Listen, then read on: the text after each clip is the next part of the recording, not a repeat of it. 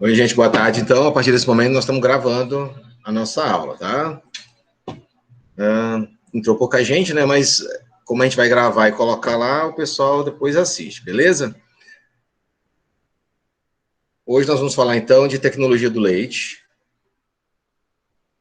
Deixa eu botar F5 aqui. Ele demora um pouquinho para carregar, tá? Então...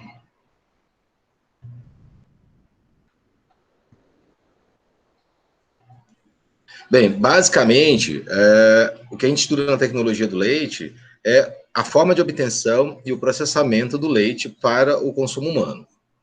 Mas antes de a gente começar, a gente tem que entender uma coisa muito básica. O que é leite? O que vocês entendem por leite? Fala aí para mim. Amanda, o que é leite? Para você. Uai, peraí, professor. Fonte de nutrientes. Fonte de nutrientes, tá.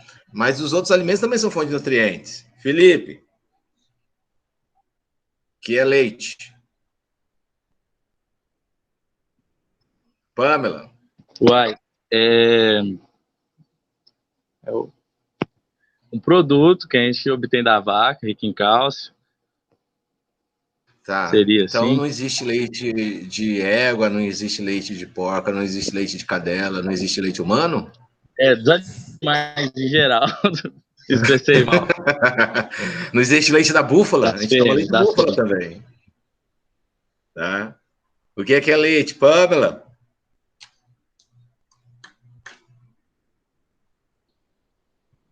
Eu sei que vocês sabem o que é leite, gente. Tem aí ainda? A bebida láctea. Bebida láctea já é o leite processado. Tá? Não, basicamente, olha essas fotos aqui. Basicamente, o que a gente tem? Vários mamíferos. Alimentação. Isso. Então é o seguinte, leite é uma secreção nutritiva da glândula mamária das fêmeas dos mamíferos com a função de alimentar os filhotes. Certo? Descreve bem o que é leite? Então, o ser humano, basicamente, é um dos poucos mamíferos que continua tomando leite na fase adulta. Okay? E, independente de qual espécie você pertença, o leite tem a mesma função e os mesmos componentes. A gente vai ver isso mais lá na frente. Então, aqui nós temos uma girafa amamentando, o bezerro, um filhote de rinoceronte, o leite humano, a foca. Inclusive, tem umas características bem interessantes. O leite de foca é o que possui maior teor de gordura, tá? É quase 60% de gordura. Então, falado isso, então, que o leite é uma secreção das glândulas mamárias das fêmeas dos mamíferos com a função de alimentar os filhotes, a gente tem que destacar o seguinte, por que fêmeas? É porque os machos também têm glândula mamária, não é? Então, dependendo do contexto que você tiver, você tem que dar uma especificada, tá bom?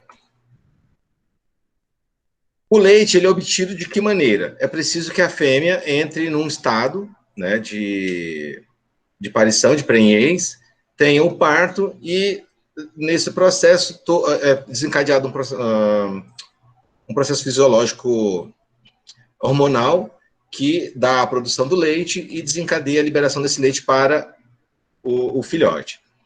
A produção de leite, então, é produzida, no caso da vaca aqui, no úbere, né? Mas, no geral, na glândula mamária da fêmea. É uma região altamente irrigada por sangue. Aqui vocês veem que há o efeito do hormônio da ocitocina, né? Que ajuda na estimulação e liberação para a produção do leite. Como fato de curiosidade aqui, no caso das nossas vacas leiteiras de produção de alta performance, para cada litro de leite produzido, há mais ou menos a circulação de 500 litros de sangue no úbere. Tá? E a produção do leite se dá dentro das cisternas do úbere. Né? Então, o sangue circula, leva os nutrientes, as células da glândula mamária captam esses nutrientes, transformam em leite e guardam na cisterna. Então, nós temos aqui um exemplo bem claro, um esquema do úbere da vaca, né, que é composto de 4 tetos, então são 4 câmaras, 4 cisternas, 4 tetos. basicamente, é uma máquina de produzir leite isso aqui. Aí a gente conseguiu, ao longo do tempo, fazer melhorias através de seleção científica e técnica para pegar os animais com maior performance e produção de leite, maior desempenho. Bem, para obter um leite de forma higiênica, nós temos que ter alguns cuidados. Primeiro, em relação ao animal. O animal que é o nosso objeto de produção de leite. Em relação à saúde dele, aí vocês podem começar a notar, tá? Nós temos algumas doenças que podem prejudicar a produção de leite. Entre essas doenças, nós temos quais? Por exemplo, Felipe, sabe uma doença que pode prejudicar a produção de leite? Sei. Fala uma. A velha tem a mastite. A mastite. O que é a mastite mesmo, Amanda? A inflamação Uma inflamação na onde? nas glândulas mamárias. Nas glândulas mamárias. Provocada por? Excesso de leite, pelo menos quando eu dei, o médico falou que era isso. Não, bactérias. Bactérias que infeccionam o útero. Aí, através de um processo inflamatório. O processo inflamatório pode ser desencadeado por um monte de coisa, tipo, até mal ordenha, né? Ou o animal viver em um estábulo muito sujo, alguma coisa assim, pode desencadear o processo inflamatório que dá origem à mastite. Então, uma das principais doenças que nós temos na produção de leite e que merece nossa atenção é a mastite. Geralmente, são bactérias do gênero Staphylococcus ou Pseudomonas que podem contaminar o útero do animal e provocar essa doença. Para evitar a mastite, existe um procedimento bem tranquilo em relação ao manejo. Alguém se lembra qual é o manejo? Pré-dip, pós-dip, sei lá. Pré-dip e pós-dip, que é a higienização do teto antes e após a ordenha. O que mais?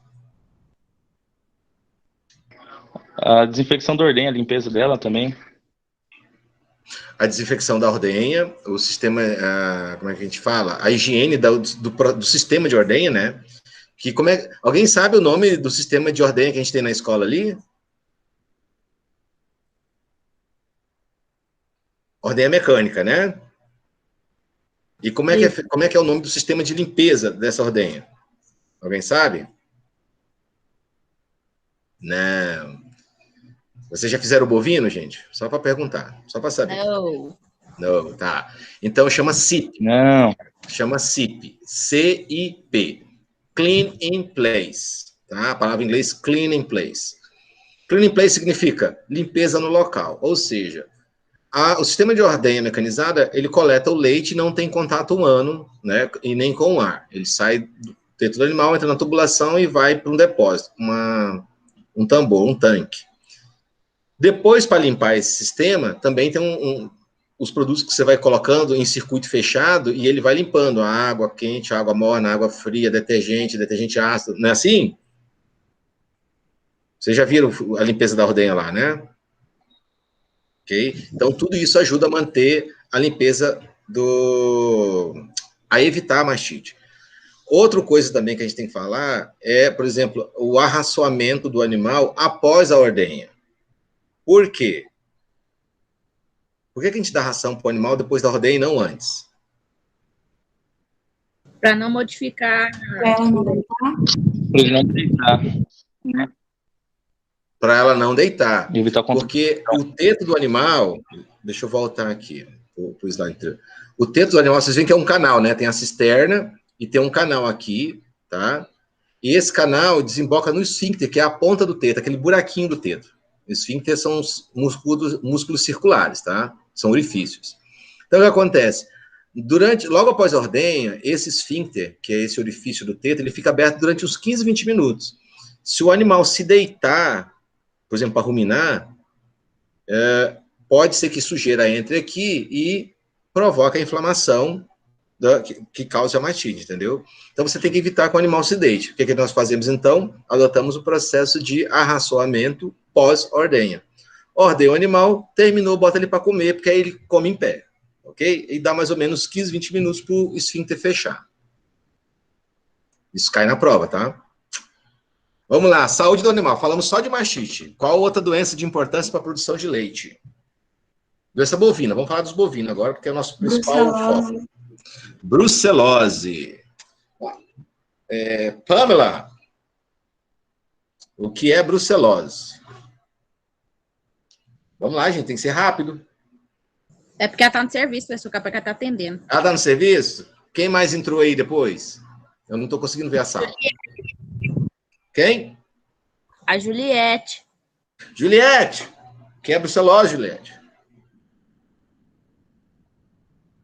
Ela respondeu aqui, doença infecto-contagiosa. Sarampo é infecto-contagiosa. Covid é infecto-contagiosa. Seja mais específica. O que causa... Vamos lá.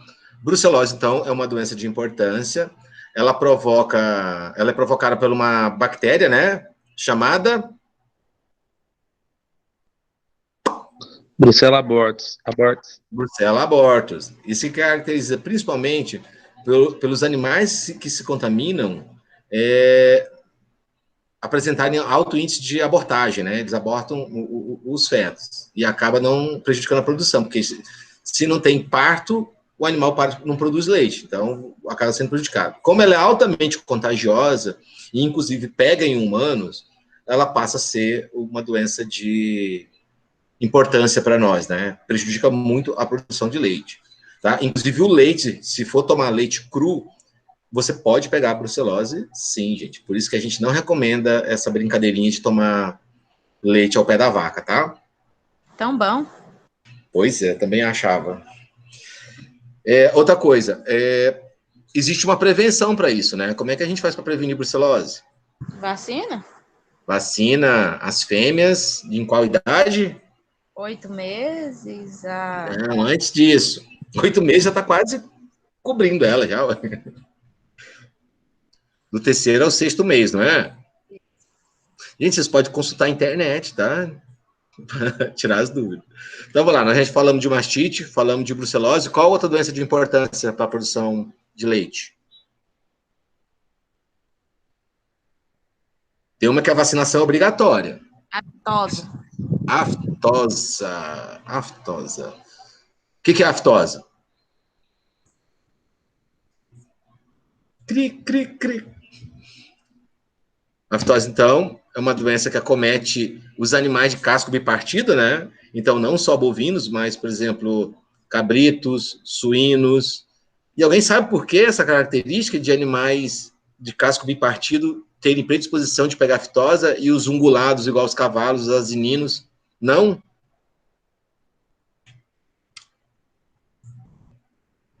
Sabe, Felipe?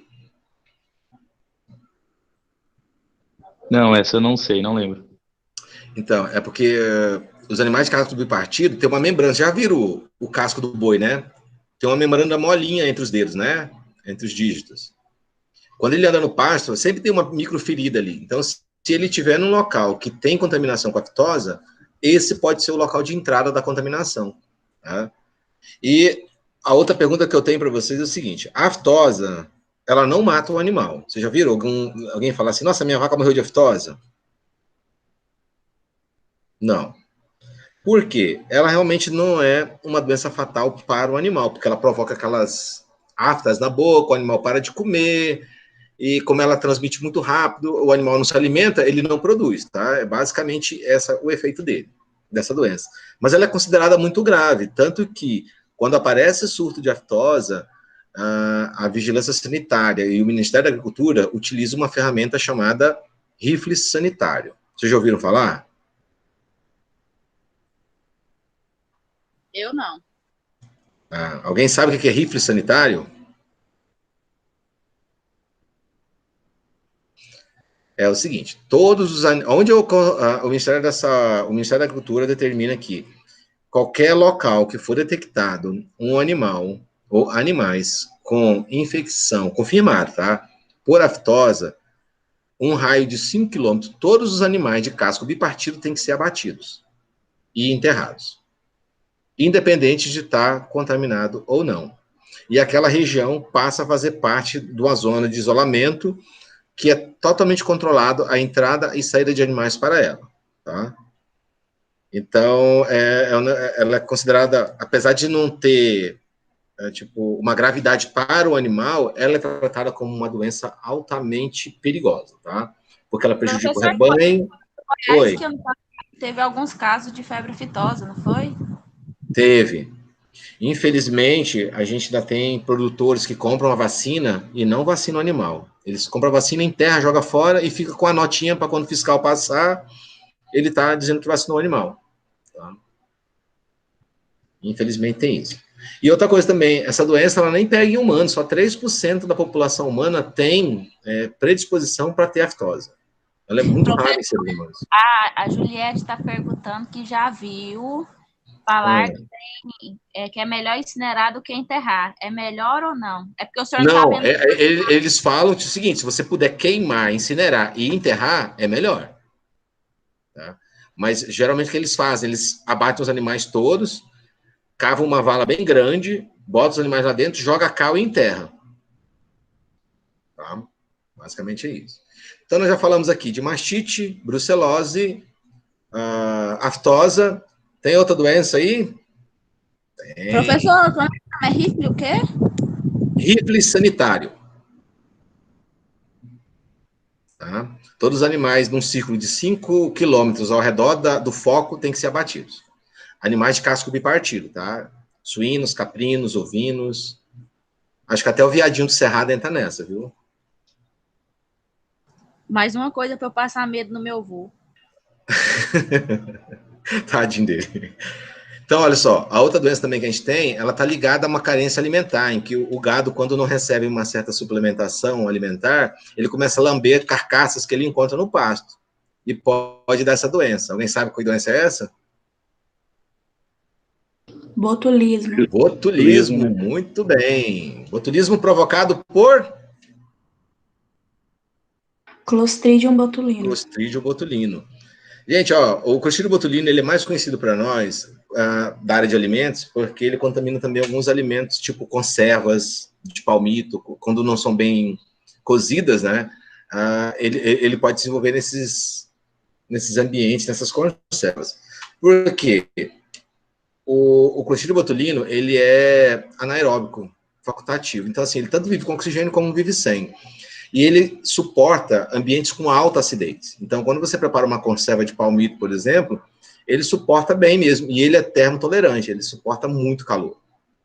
Então, se você não fizer a conserva direito e fizer a esterilização dela corretamente, é batata, tá? E ela é muito perigosa, tá? O Clostridium botulino, então, ele pode matar em 72 horas depois da contaminação, porque ela produz uma toxina que ataca o sistema nervoso da pessoa, do animal também. E ela é mais famosa porque ela produz essa toxina do Clostridium botulino, é usada para fazer o Botox, né? Que as mulheres tanto amam.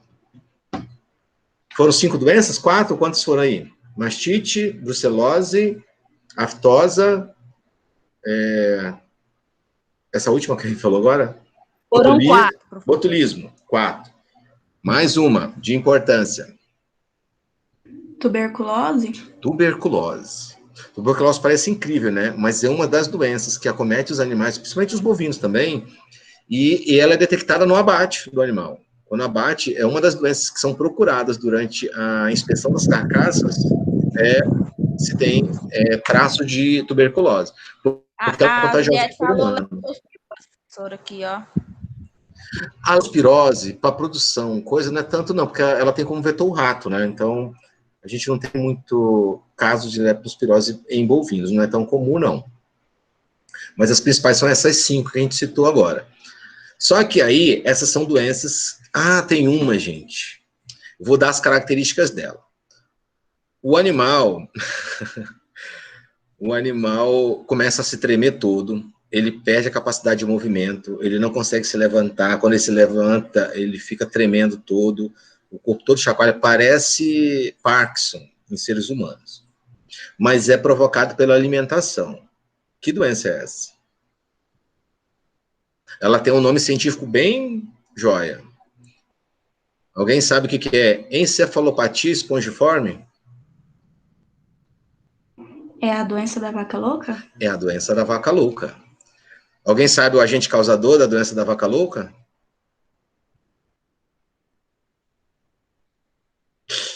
bactéria, é um fungo, é um vírus?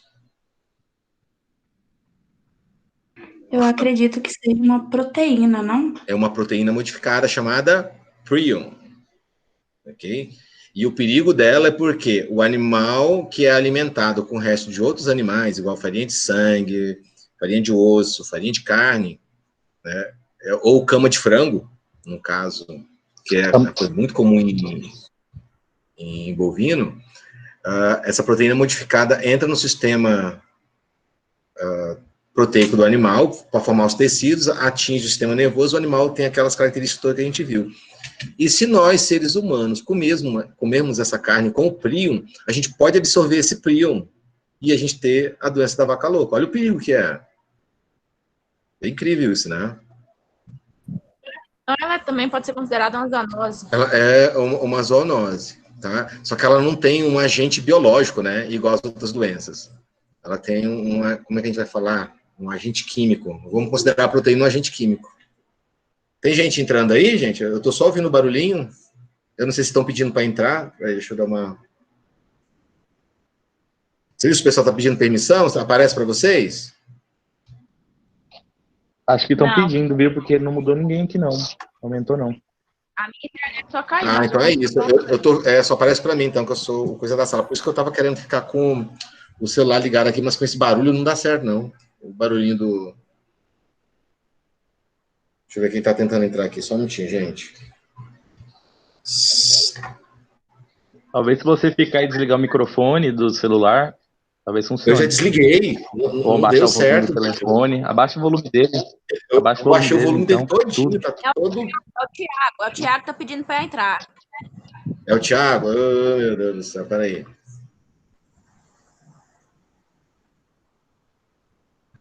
Aqui. Fernanda. Quem mais? Seja bem-vinda, Fernanda.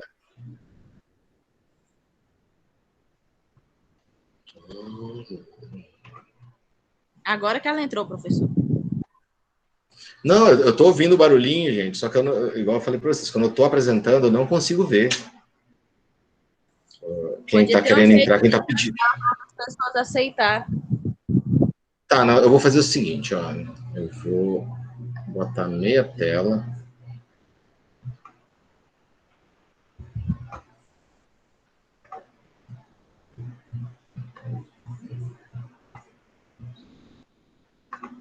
O Thiago tá pedindo para ela entrar pelo e-mail normal, porque ele não tem um institucional.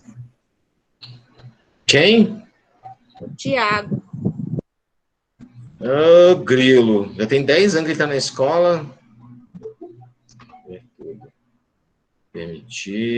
Permitir.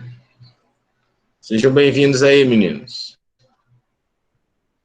É que eu já estava apresentando, eu não consigo ver quem está querendo entrar na sala, tá? Não foi porque eu estou excluindo vocês, não, beleza? Boa tarde, Fernando. Deixa eu tentar...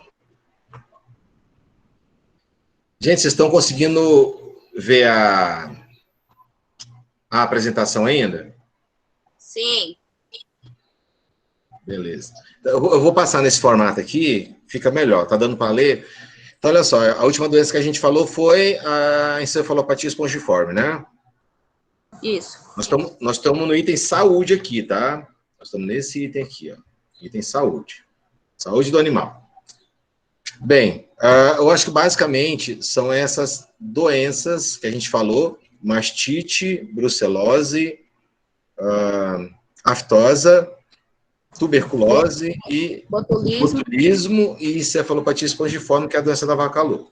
Essas são as principais que a gente tem que podem prejudicar a produção de leite. Além dessas doenças, né, provocadas ou por proteínas modificadas ou por bactérias e micro-organismos em geral, nós temos algumas doenças que são parasitosas, né, que podem prejudicar também. Então, nós temos, por exemplo, a babesiose. Alguém sabe o que é babesiose? Ou babésia? Doença do carrapato? A doença do carrapato, também chamada de tristeza bovina ou tristezinha, né? Então, o carrapato é o principal vetor e ela é uma doença que pode prejudicar a produção de leite, sim. Outra parasitose.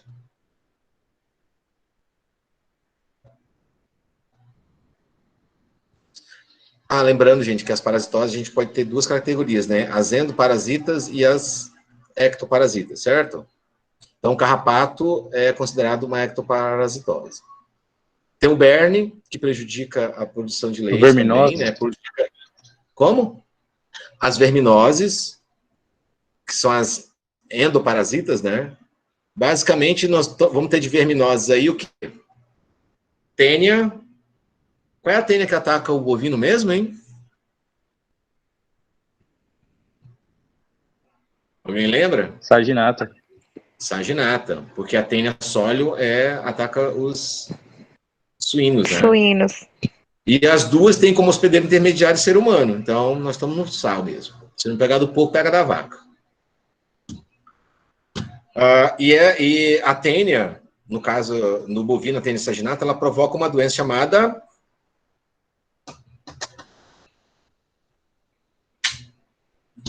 Como é que é o nome da doença provocada pela tênia saginata, gente? Em bovino? Alguém sabe? Cisticercose. Já ouviram falar? Eu ia chutar, mas eu achei que cisticercose podia ser outra doença. A cisticercose é causada pela tênia saginata, aliás, pelo cisto da tênia, né? Eles entram no sistema sanguíneo, vão parar no cérebro e na musculatura, e durante a inspeção da carcaça, existem alguns locais que são feitos a inspeção para identificar a presença ou não de cisticercose, mas isso a gente vai falar lá na frente na tecnologia de carne, tá bom? Alguém escreveu aqui também uma verminose, qual é aqui? Eu não estou conseguindo ver direitinho. Mosca do chifre? É o Alan que colocou. A mosca do chifre. Mosca do chifre também prejudica muito a produção de leite. O animal fica tão agoniado que ele não consegue comer e acaba, como a gente fala, havendo decréscimo na produção. Essa é importante também. Outra. Ascaris. Alguém sabe o que é ascaris?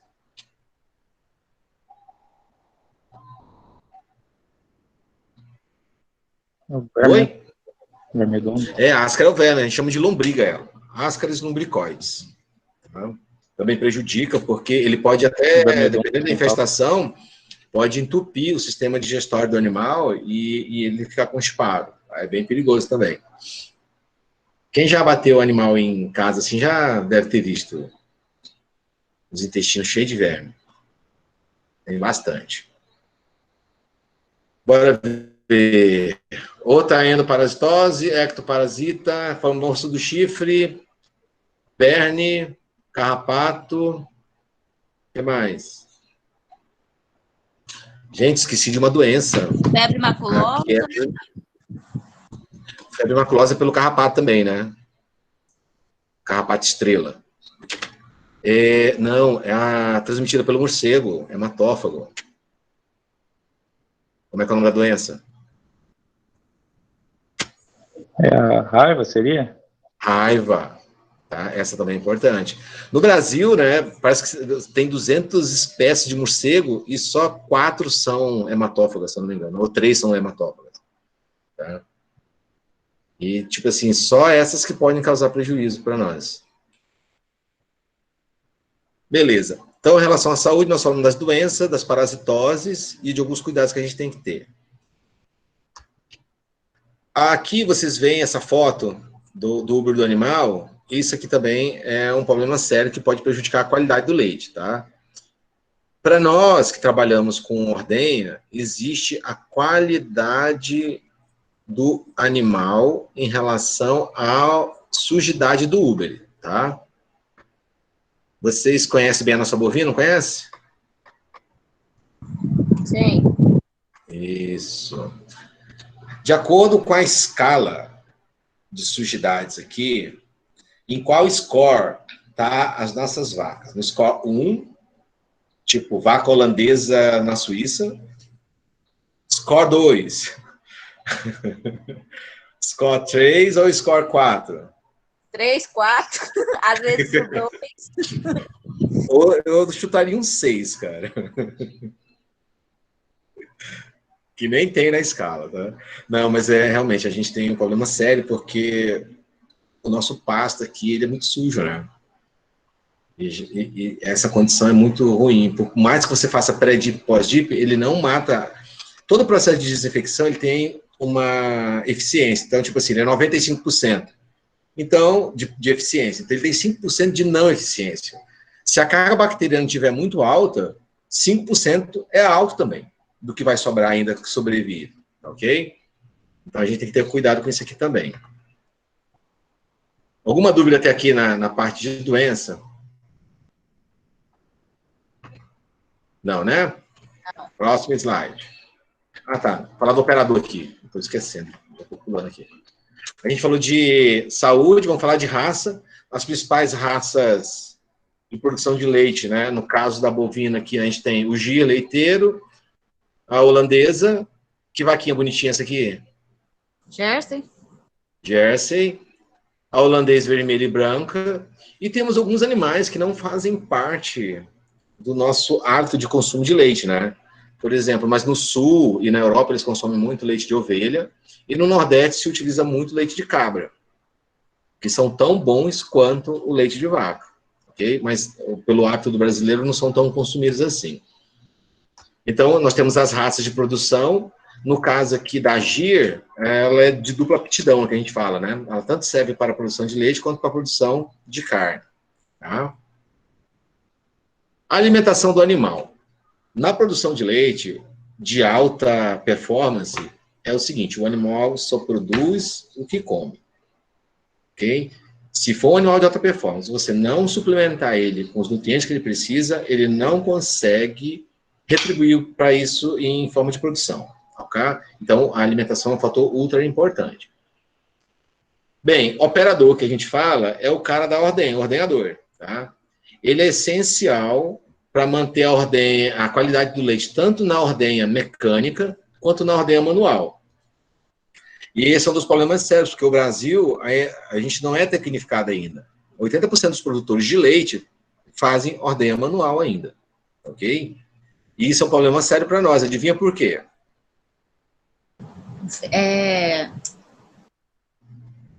Contaminação.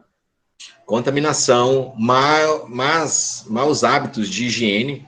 Você já viu algum ordenhador que ordenha manualmente, lá na chacrinha dele, lavar a mão, desinfectar, passar sanitizante, limpar o teto da vaca e depois ordenhar no balde? Não. Já viu ele tomar banho antes de ordenhar? Nunca vi. Não, também, né? Então, esse é um problema sério. A gente tem que ter o maior cuidado na hora, porque você já criou o animal, selecionou uma raça perfeita, vacinou ele, deu alimentação, ele vai produzir leite. Aí, de repente, você chega com falta de higiene e contamina o leite na saída. É complicado, né? Então, o operador é um fator importante nisso. O outro é o local, que é o estábulo. Tá? A gente vai ver aqui mais para frente. Tá? O estábulo sujo além de problema de doença, né, faz o animal ficar em uma situação muito ruim. E esse aqui, ó, é uma das situações que a gente tem que evitar quando está trabalhando com produção de leite. Deixa o animal deitado, fazendo com que a sujidade entre em contato com o teto que está aberto, ou de qualquer, mesmo que ele esteja fechado, né, após a ordenha, o animal não pode se deitar em cima da sujidade porque vai predispor à mastite, ok? Dúvidas até agora, gente? O ideal para nós, né, em vez de ser um estábulo assim para fazer a ordenha, é que a ordenha seja mecanizada, porque evita um máximo de contato, né? O contato é mínimo com o leite. Então, o leite sai, entra na tubulação e vai para o tanque, para depois ser pasteurizado, ou ir para a transportadora, ou refrigerado, não sei como é que vai ser o sistema da fazenda. Infelizmente, no Brasil, nós ainda temos muita produção de leite manual, que é transportada em galões, em latões, né, de leite, e depois vão para os tanques de resfriamento. O aparecimento dos tanques de resfriamento nas fazendas, nas propriedades, tanto os individuais quanto os de cooperados, já foi um grande avanço tecnológico nosso. A gente conseguiu baixar a nossa contaminação de leite para níveis bem aceitáveis atualmente. Aqui nós temos uma tabela dos componentes do leite, tá? Independente da origem do leite, por exemplo, se ele é de cabra, de ovelha, de vaca, ou de égua, ou humano, ele tem esses componentes aqui básicos, ó: água, lactose, gordura, proteínas e sais. O que diferencia o leite de uma espécie para outra é a composição, a percentagem desses componentes nesse leite, ok? Então, basicamente, o leite de vaca, tá, de acordo aqui com o Freder e o Pinheiro, 1985, em média é quase 87% de água, quase 5% de lactose, 4% de gordura, tá? As vacas Nelore dão 3,5%, tá? Esse aqui ele está considerando vaca de produção de leite mesmo. Proteínas, um pouco mais de 3% e quase 1% de sais minerais. Então, vocês veem que o leite é um alimento super completo, tá? Tanto que, em relação às bactérias, a gente poderia usar leite como meio de cultura, porque ele tem alto teor de água, alto teor de vitaminas e proteínas e componentes nutricionais, e a temperatura que ele sai do peito da vaca é perfeita, 36,5. Tá? Que é a melhor temperatura que tem para você criar micro-organismo é essa. Por isso que o leite azeda muito rápido se você não tiver cuidados higiênicos com ele. Bem, vocês chegaram lá, selecionaram a vaca, compraram, pagaram caro nas vacas aí. Tem vaca valendo 70 mil, 80 mil, né? É vaca de produção bem cara mesmo. Tá? Criaram, vacinaram, arraçoaram, fizeram tudo, obter o leite, e agora você precisa fazer o controle de qualidade.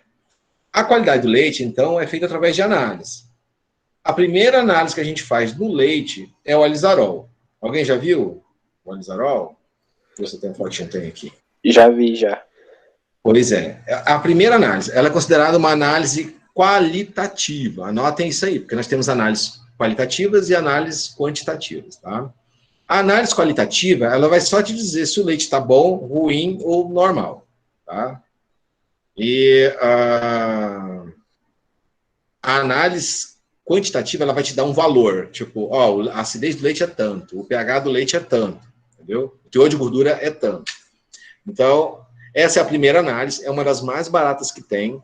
Ela também é feita muito simples, você pega uma solução alcoólica de alizarina, 2%, e faz diretamente na plataforma ou lá no latão na fazenda mesmo, ela é muito barata. E os resultados que você pode obter é que o leite ácido tem uma acidez maior que 18 Dornick. Esse termo, graus Dornick, 18 graus Dornick, é uma unidade de medida de acidez de leite. A gente vai ver quando vai ter uma análise lá na frente que chama análise de acidez Dornick. Eu vou explicar direitinho. Tem um cálculo, tem química, tá, gente?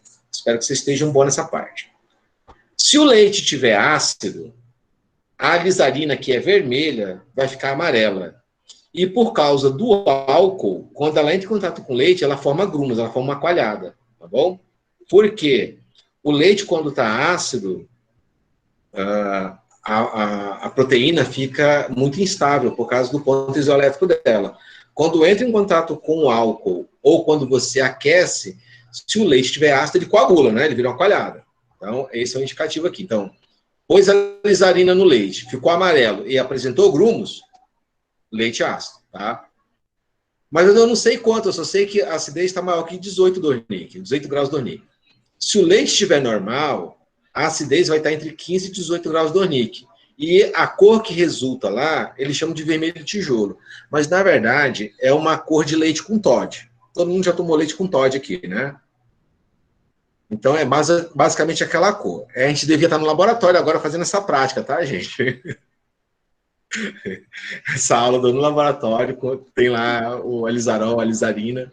Tudo bonitinho para vocês. Aí, a outra leitura que a gente pode obter no alizarol é se o leite estiver alcalino, tá? Leite alcalino, a acidez está menor que 15 graus Dornick. E o alizarol, que é vermelho, fica violeta, mas roxo mesmo, bem roxo, tá? Existem duas coisas que podem dar o violeta aqui. O leite, quando tem mastite, ele tende a elevar o pH, ou seja, ele sai de 6,6 e vai para próximo de 7, 7,1. Então, quando eu ponho no lisoral, ele fica meio arroxeado. Isso pode ser um sinal de mastite também no leite. Ou se o produtor fraudou o leite. Tipo, o Joãozinho das Tabocas lá ordenhou o leite da vaca dele e aí ele percebe que a vaca está com mastite e o leite começa a azedar. Vou dar um espirro. Sim! Saúde. Saúde. Saúde, gente. Saúde. Entrou corona. Obrigado. Então, ele percebe que o leite começa a azedar, o que ele faz? Ele descobriu que se ele colocar um pouco de bicarbonato, o leite volta ao normal, tá? Normal.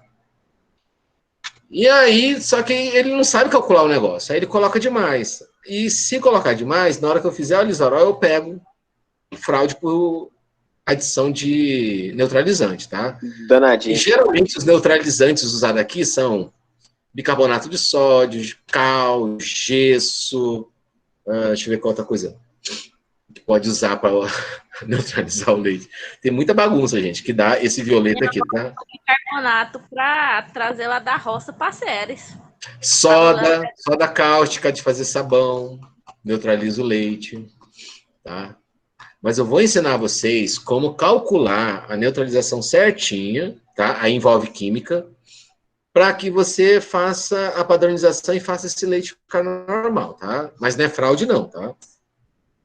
Longe de mim. Então, aqui nós temos, ó, o acidímetro Salute, tá? Ó, aqui é o acidímetro Salute, tá? É o nome desse equipamento aí. Mas o pessoal normalmente chama de lamparina, revólver, não sei por quê. Coisa de bolsonarista, né? Aqui nós temos a solução de alizarina 2%, solução alcoólica, o acidímetro Salute, tá? Ele tem aqui na ponta, ele mede 2 ml, tá vendo que ele é vazado? Deixa eu dar uma aumentadinha nele aqui.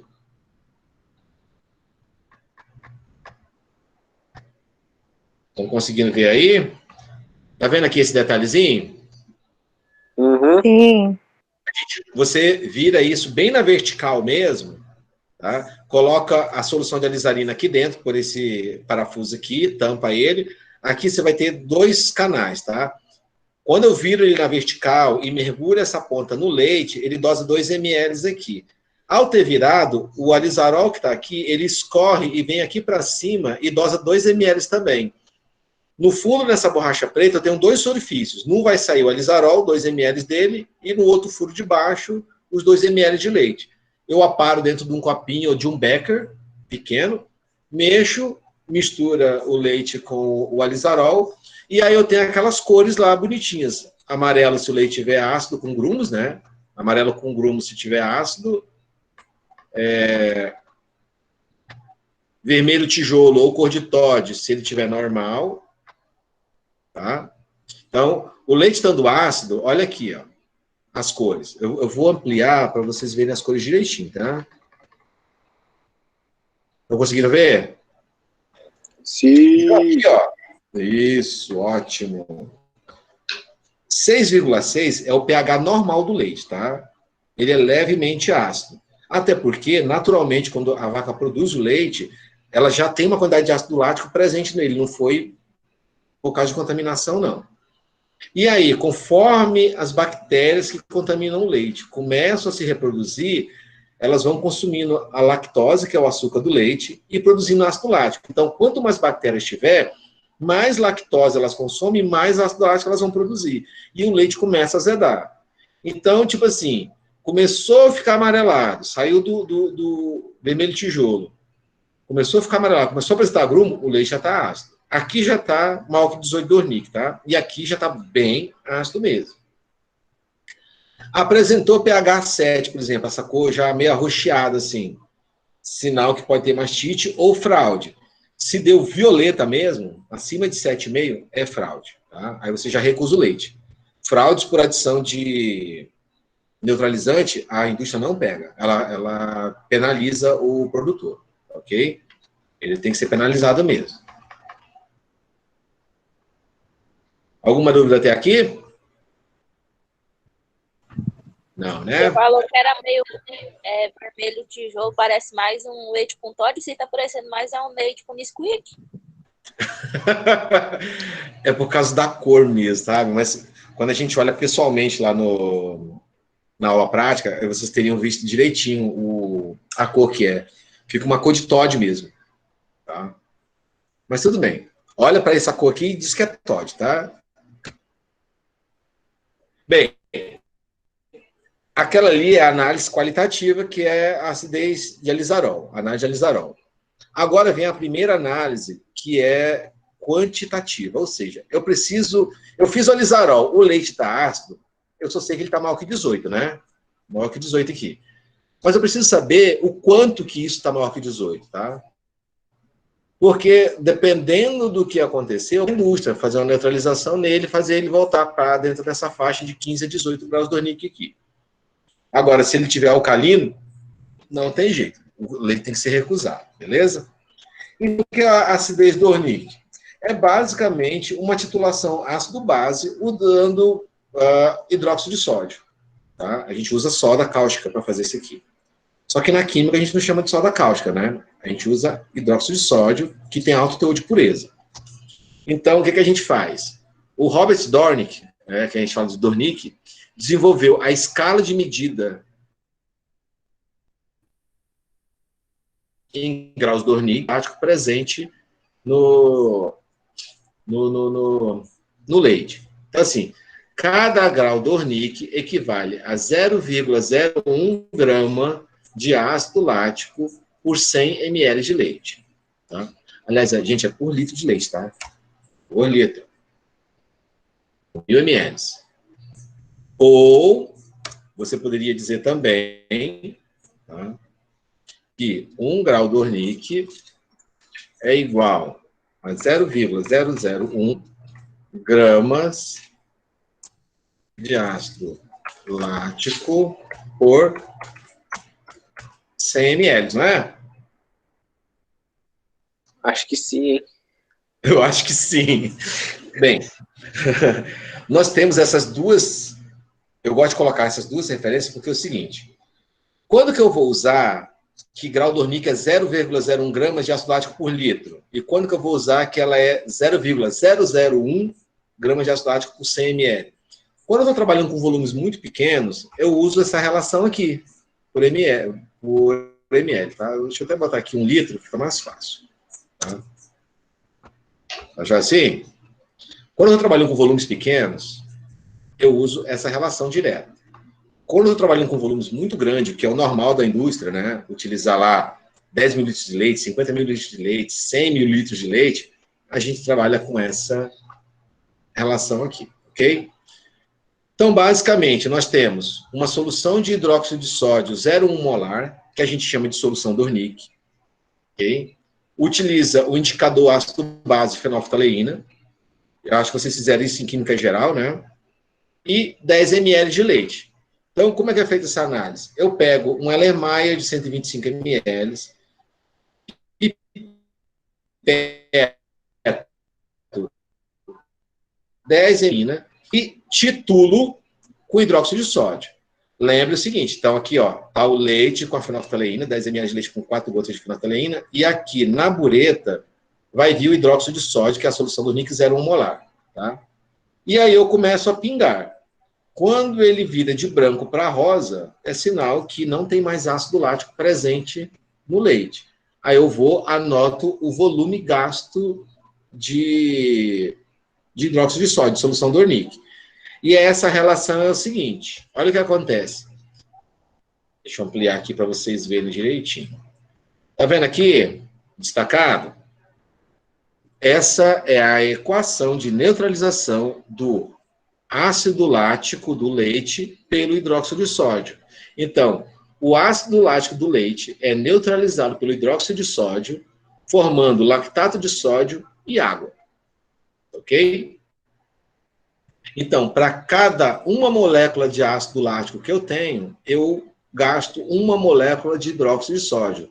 Formo uma molécula de lactato de sódio e uma molécula de água, tá? Sendo que essa água produzida aqui, ela não interfere no teor de água do leite, tá? Ela é chamada água microscópica, residual. Dúvida até aqui? que é a solução Dornick. A acidez Dornick é dada em graus Dornick, que equivale a isso aqui em ácido lático por litro, ou isso aqui em ácido lático por 100 ml. A solução Dornick nada mais é do que uma solução de hidróxido de sódio, 0,1 molar de concentração. Para essas análises, a gente utiliza o indicador fenolftaleína e 10 ml de amostra de leite, ok? Titula, anota o volume.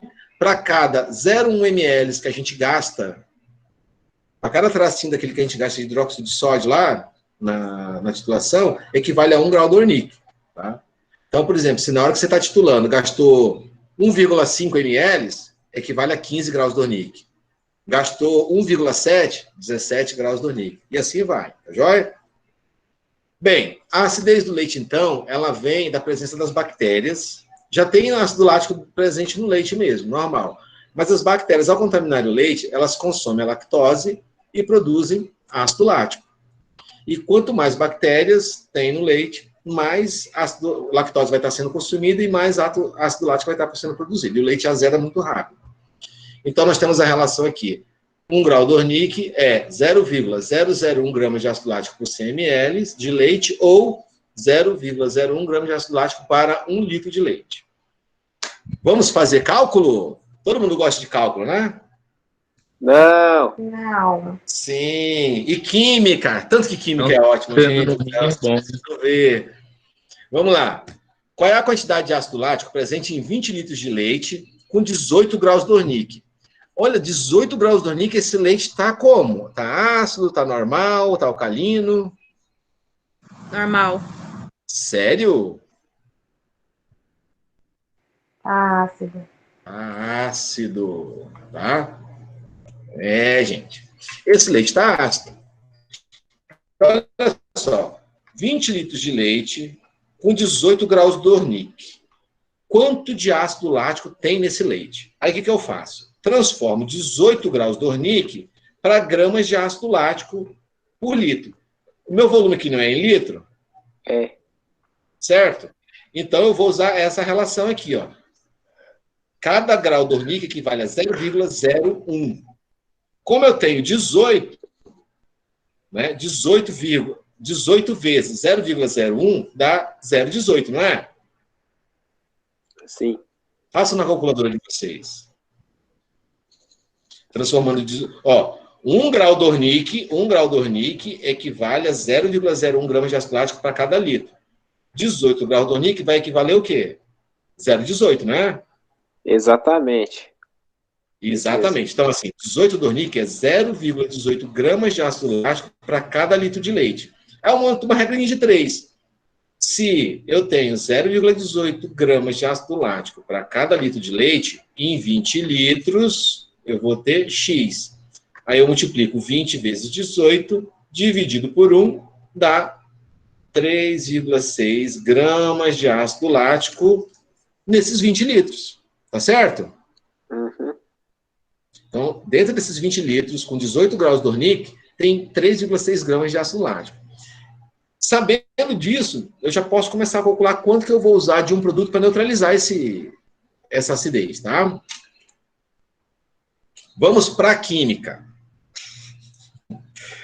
Essa aqui é a reação de neutralização do ácido lático pelo hidróxido de sódio. Ele forma lactato de sódio mais água, certo? Uhum. Como é que eu calculo? Vocês veem que aqui está assim, ó, 1 mol de ácido lático é neutralizado por 1 mol de hidróxido de sódio, forma 1 mol de lactato e 1 mol de água. Mas quanto aqui é 1 mol de cada coisa? Lá na química a gente aprendeu que se eu somar as massas atômicas de cada átomo que compõe a molécula, eu tenho o mol dessa molécula, não é? Uhum. Então, olha só. O ácido lático é formado por 3 carbonos, tá? Então, cada carbono pesa 12. Então, 12 eu multiplico por 3. Tá joia? Uhum. Cada hidrogênio pesa 1. 1, 2, 3, 4. E eu tenho 3, 4, 5, 6. Eu tenho 6 hidrogênios. Eu vou escrever aqui do ladinho, para vocês verem bonitinho. Então, eu tenho 3 carbonos, 3 vezes 12, 36, certo? Eu tenho Certo. 6 hidrogênios. Como cada hidrogênio pesa 1 grama atômica, eu tenho 6 gramas de hidrogênio. E de oxigênios eu tenho 1, 2, 3. Cada oxigênio é 16. 3 vezes 16, quanto é que dá? 48. Tá? Se eu somar o peso de tudo isso aqui, eu vou achar que o mol do ácido lático é 90 gramas. Ok? Então, uma molécula de ácido lático pesa 90 gramas. E o hidróxido? O hidróxido é o seguinte, ó. O sódio pesa 23, o oxigênio 16 e o hidrogênio 1 grama. 23 com 16 mais 1 dá 40. Ok? Olha a relação que a gente monta. Não é um mol de hidróxido de sódio neutralizando 1 mol de ácido lático? Então, eu posso dizer que 40 gramas de hidróxido de sódio, que é o mol do hidróxido, neutralizam 90 gramas de ácido lático, não é? Vocês entenderam essa parte? E produzem 1 mol de lactato e 1 mol de água, tá bom? Mas a gente vai trabalhar com esses dois que são o nosso interesse aqui. Vamos para o probleminha. Olha só. Agora, tentem fazer esse aí. Qual é a quantidade de hidróxido de sódio que eu vou utilizar para neutralizar 1000 litros de leite com 20 graus Dornix para que esse leite fique com 17? Olha só, eu tenho aqui um leite com altíssima acidez, não tem? 20 graus Dornix, está bem acima dos 18. E eu quero que ele volte para 17. Tem como, professor, eu fazer a neutralização do leite, fazer ele voltar dentro da acidez de normalidade sem ser considerado fraude? Tem. Tá? E é por esse cálculo aqui. Primeira coisa que a gente tem que fazer. Quantos graus Dornick que eu tenho que reduzir essa acidez? Então, eu pego 20. Fazendo uma diferença aqui, ó. Eu tenho 20 graus Dornick, quero para 17, então 20 menos 17, 3 graus Dornick. Eu preciso reduzir a acidez em 3 graus Dornick. Quanto que é 3 graus Dornick? Transformando em gramas de ácido lático por litro, ou por 100 ml, dá 0,003 gramas de ácido lático por 100 ml, ou 0,03 grama por litro. Qual a relação que eu vou usar? Por litro ou por 100 ml? Por ml? Não, pera. A gente vai usar por litro, porque o meu volume de leite que eu estou calculando são 1000 litros. É litro. É litro. Viajei. A gente vai pegar essa segunda aqui, né? Essa aqui, ó, por litro.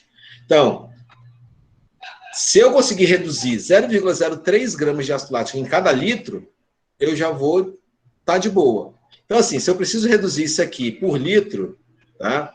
Em 1000 litros eu vou precisar reduzir X, certo? Então, em 1000 litros eu tenho 0,03, 1000 vezes 0,03, dividido por 1 dá 30 gramas. Olha só, se eu neutralizar 30 gramas de ácido lático nesses 1000 litros de leite, eu consigo reduzir a acidez de 20 para 17 e não sobra rastro do neutralizante que eu estou utilizando. Ele é todo consumido. Aí, na hora que eu faço a lisarolar, ele dá o vermelho tijolo com o ditóide bonitinho. Tá.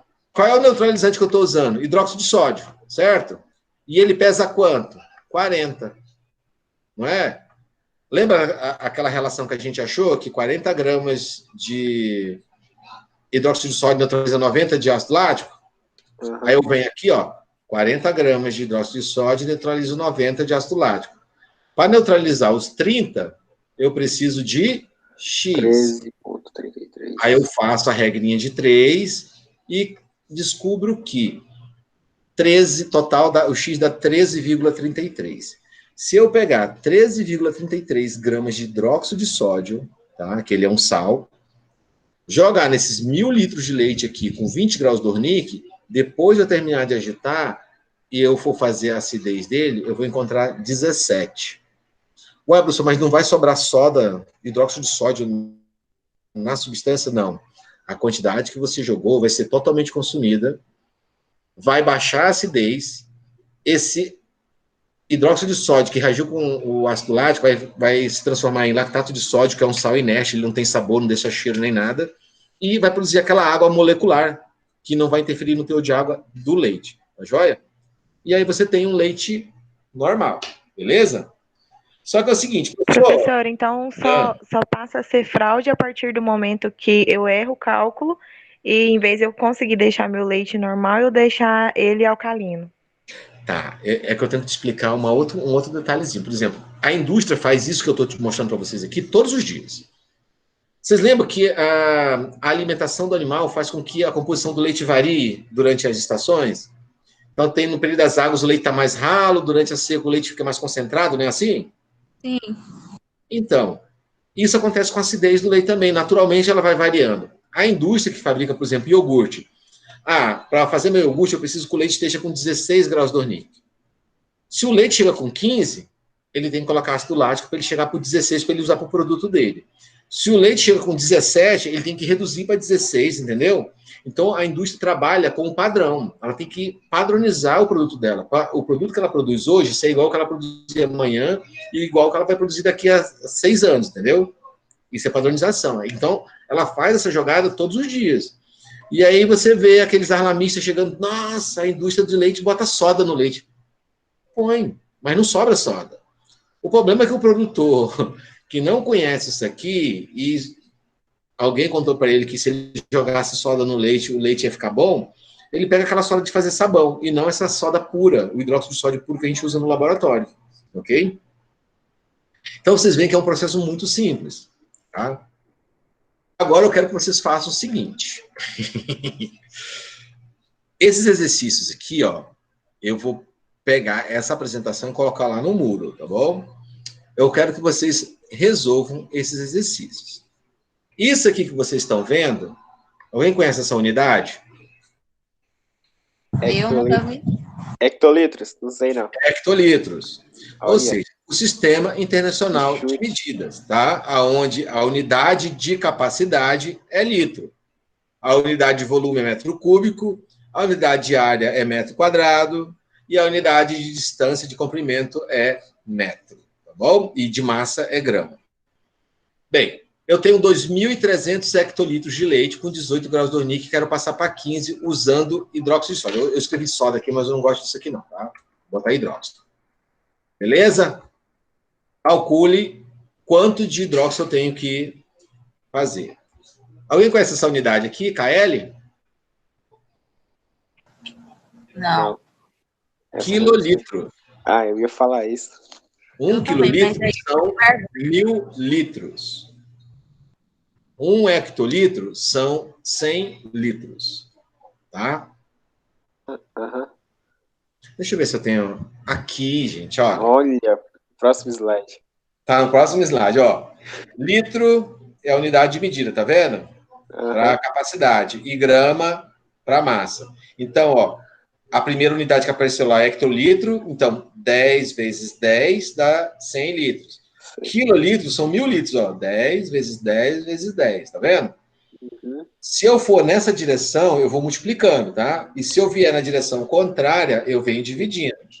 Por exemplo, 1 ml são quantos litros? 1, 2, 3. É 1 ml dividido por 1.000, 0,001 litros. Tá? Então, da direita para a esquerda, eu divido. Da esquerda para a direita, eu multiplico, ok? Então, vamos voltar lá. 5,9 quilolitros. De 21 para 16 usando hidróxido de sódio. Então, eu tenho aqui, ó, 5,9 quilolitros. São quantos litros? Só multiplicar por 1.000. Tá bom? 2.300 hectolitros. 2.300 hectolitros está bem aqui, ó. Como é que eu faço para transformar para litro? 10, 100. Então é só multiplicar por 100. 230 mil. Ok, Thiago? É 230 mil. Isso. Aí a cobra começa a fumar. Exatamente. E coloca 4,7 metros cúbicos de leite. Estão com 16, eu quero que vá para 14, usando óxido de cálcio. Óxido de cálcio. Exatamente. Primeiro, quanto é que é um metro cúbico? 1.000. 1.000 litros. Muito Boa. bem. Então, é só multiplicar 4,7 por 1.000 litros e você já tem o volume total. E aí fazer o cálculo. Fazer certo. Só que aí tem uma pegadinha, gente. Olha só. Eu Ah, não estou usando mais o hidróxido de sódio, eu estou usando o óxido de cálcio. exatamente. O óxido de cálcio é O. Por quê? O Mas é óxido o de cal, cálcio professor? é o gesso, é o cal, a É o cal. gesso. É o gesso ou a cal também, né? Que a gente chama de cal. Então, como é que eu faço aqui? Para eu fazer esse cálculo, eu não posso usar a relação do soda, do hidróxido de sódio, que é 40 para 90. Eu tenho que fazer o balanceamento dessa equação aqui, ó, com óxido de cálcio. Aí eu vou fazer ela para vocês agora, tá? Aham. Presta atenção, bebê. Já pode dar no Cálcio. próximo ano? Presta atenção, bebê. Deixa eu abrir um slide aqui para aí. Cadê? Slide. Cadê? Inserir slide. Inserir. Slide. Cadê slide, gente? Cadê? Novo slide. Inserir figura. Iniciar campo. Gente, cadê o slide? Deixa eu botar assim. Faz aí embaixo mesmo, no cantinho, Peraí, peraí. não? Aqui, duplicar slide. É esse aqui? É esse aqui? Novo slide. Aqui, achei. Tum. Achou. Voltemos pro negócio aqui. Beleza. Ai, cadê o negocinho daqui? Cadê o texto? Aqui.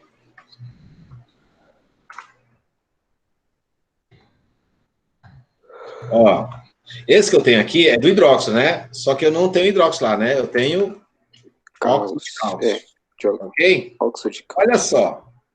Vocês estudaram na química que o oxigênio ele tem carga -2, né? Não é isso? Vocês lembram disso? Não. Sim. Vocês lembram disso, não? Eu não lembrava, não. Tá. O oxigênio, ele tem uma carga sempre -2, ele não muda, tá? Ele é -2. Se eu tenho um cálcio aqui e um oxigênio nessa molécula e ela já está equilibrada, isso quer dizer que o cálcio é +2, não é? Eu estou falando de cargas, tá? Eu estou tentando colocar ele sobrescrito aqui. Tá. Bora ver se ele vai. Sobrescrito. Tá. Para ficar melhor, para vocês visualizarem melhor, tá? Aham. Aqui, ó. Então, essa molécula, que é o óxido de cálcio, o oxigênio tem 2 cargas negativas e o cálcio tem 2 positivas, tá bom? O lactato, olha como é que é. O hidrogênio, ele tem uma carga, ele é +1, tá? Ele é +1, uma carga positiva. Isso quer dizer que tudo isso aqui, ó, ok? Tem uma carga -1, tá? É porque quando faz a reação do ácido lático, é o hidrogênio que sai. -1. Opa, agora aqui.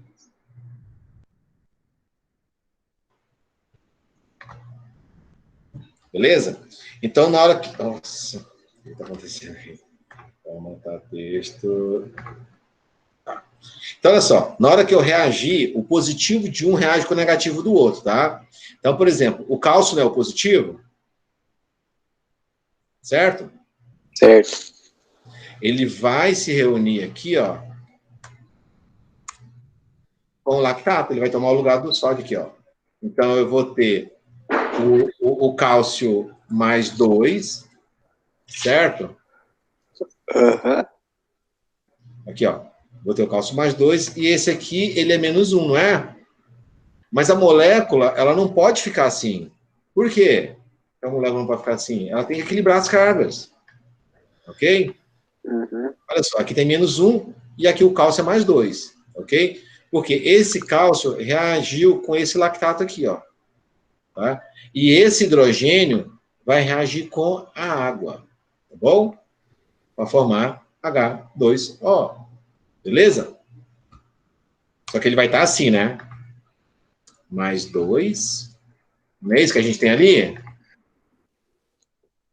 Aí o oxigênio ficou positivo? Opa, desculpa, menos. Desculpa. Menos. Ah, E aqui ele é positivo. Só pra gente ver. Depois eu vou ter que apagar esses Esses nomes incluídos. Só para vocês entenderem como é que está sendo a reação. Beleza. Então, olha só. O cálcio vai reagir com a parte do lactato, que é negativa, tá? Vai formar o lactato de cálcio aqui. Sendo que o cálcio tem 2 cargas positivas e o lactato tem uma negativa. Esse hidrogênio positivo vai reagir com o oxigênio negativo. Então, vai ter um hidrogênio aqui com uma carga positiva e o oxigênio com 2 cargas negativas. A equação não balanceada. Como é que eu faço isso? Eu preciso balancear. Eu começo aqui. Opa. Eita. Como é que eu faço para equilibrar essa molécula aqui? As cargas. Se eu tenho um desse com 2 cargas positivas e eu preciso de 2 cargas negativas, eu vou precisar de 2 desse aqui, né? Como é que eu faço? Olha como é que é fácil. Eu abro um parêntese. Opa.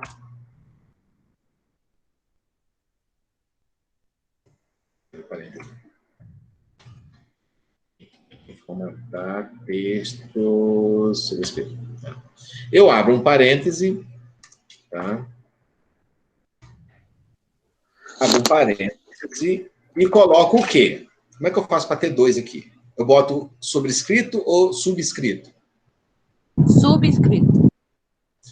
Subscrito, tá? Eu venho aqui, subscrito 2, ok? Aí agora eu já apago. Olha, eu posso apagar as cargas aqui, porque eu tenho 2 desse, ele é negativo, né? E um desse aqui. Essa molécula está equilibrada, não tá? Tem o lactato aqui é uma carga negativa, mas como eu tenho 2 dele, eu tenho 2 cargas negativas. Esse aqui tem 2 cargas positivas, elas estão equilibradas, certo?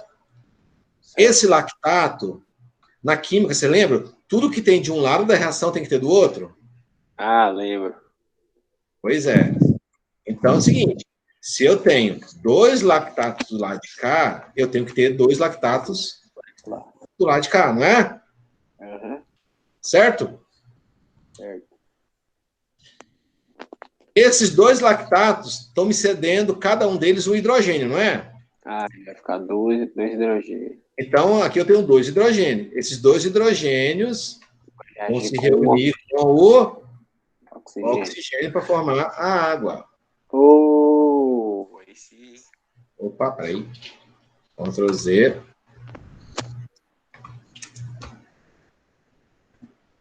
Forma. Oi. Pode falar aí. Desculpa, professor, foi o neném que bateu a mão aqui no celular. Tá, não tem problema não. 2. Ok? Olha aí, gente, nosso balanceamento. Beleza? Agora vamos contar. Do lado de cá, tem 2 lactatos, não tem? E aqui tem 2 lactatos também, certo?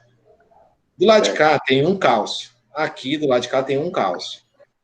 Aqui tem um oxigênio. Aqui tem um oxigênio.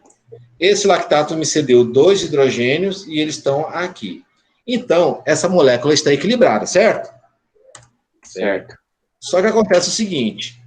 Aqui eu vou ter o quê? Eu não tenho mais 1 mol, eu tenho 2 mol. Certo? E aqui eu tenho 1 mol.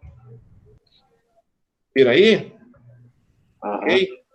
E a pergunta é, quanto é que é o mol do ácido lático? 90 gramas, certo?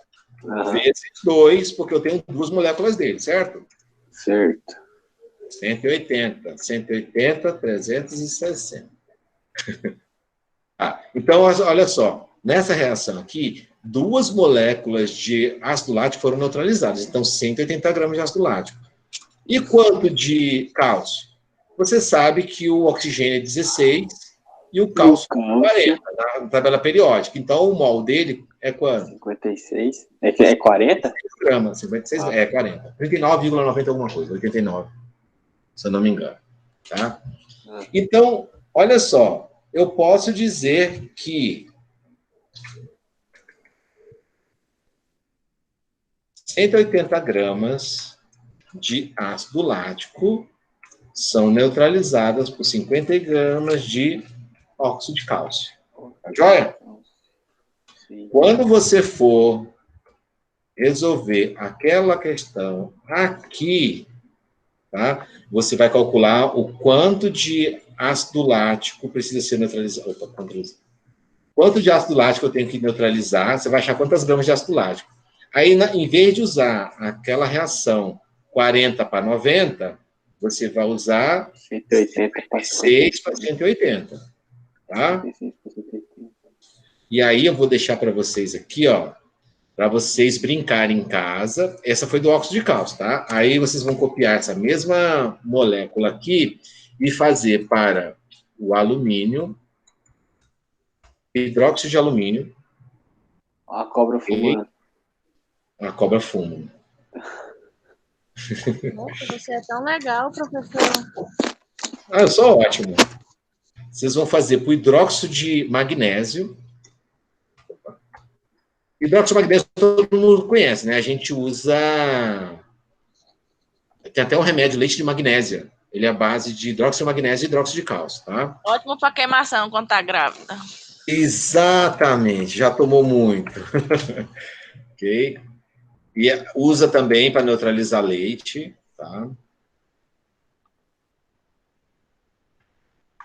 2. Então, vocês vão fazer assim, vocês vão fazer aqueles exercícios mudando o coisa, tá?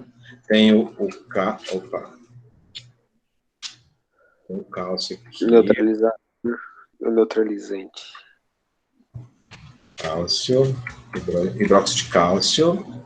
Eu posso copiar isso aqui e colar ali. Ctrl C, Ctrl V. Oh, que delícia. Tá aqui para cima. Vocês vão pegar essa mesma equação aqui, ó. Uhum. Vocês escrevem a equação, troquem o hidróxido de cálcio por essas aqui e vão fazendo ela no caderno, tá? Procurem na tabela periódica as massas moleculares do alumínio, do magnésio, o cálcio você já tem que é 40, tá? E o desafio para vocês vai ser fazer essa substância aqui, ó. Quem sabe que bicho é esse? Que demônio é esse aí? Sódio, hidrogênio... NaHCO3. Pera. Aqui é hidróxido de alumínio, aqui é hidróxido de magnésio, aqui é hidróxido de cálcio, e aqui é uma coisa mais comum no mundo. Usa para queimação também. Usa para fazer bolo. Ai, gente. Fermento, não sei. Usa para fazer bolo. Somente bolo de cenoura. Bicarbonato de sódio. Ah, eu ia jogar no Google. É o bicarbonato de sódio. Geralmente, ele é utilizado para fazer a fraude do leite também nas fazendas, assim, sabe? O cara está desesperado, sabe o que fazer e já mete o bicarbonato junto. Ok? Então, a tarefa de vocês é fazer essa equação aqui com esses neutralizantes, tá bom? E resolver esse exercício aqui, ó.